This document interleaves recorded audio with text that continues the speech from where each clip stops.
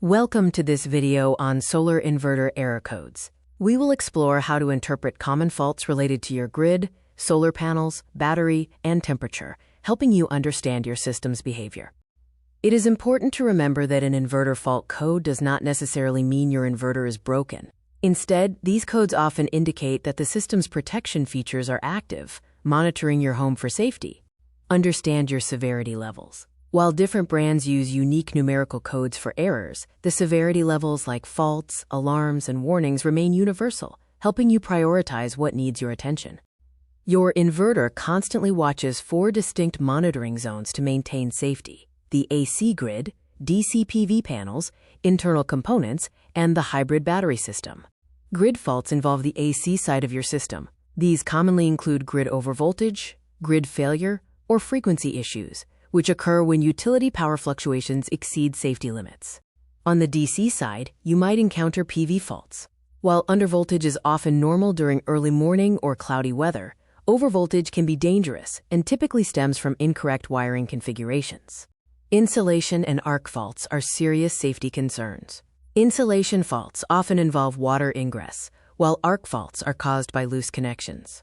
A physical inspection is essential before any reset. Internal and thermal faults occur when the inverter experiences stress. This can include overtemperature from blocked airflow or debris, fan failures, or internal component faults that may require hardware replacement. For hybrid systems, be aware of battery and communication faults. These range from voltage issues caused by configuration settings to communication errors between the inverter and the battery management system.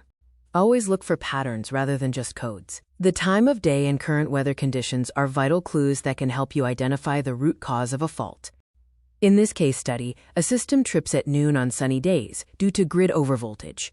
This happens because high solar export pushes the local AC voltage past the utility's safety limits. Similarly, a rainy day fault, often appearing as low insulation resistance, typically points to moisture entering damaged cables or poorly sealed connectors on your roof. Follow critical safety rules.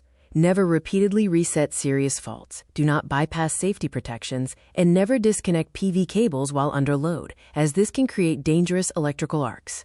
Follow a systematic diagnosis path. If your screen is off, check your breakers. If an error code appears, identify which zone is affected to determine the next appropriate step. When seeking support, provide the right data. Sharing the brand, model, exact error code, and the timing of the fault helps professionals turn a mystery into a quick, targeted repair.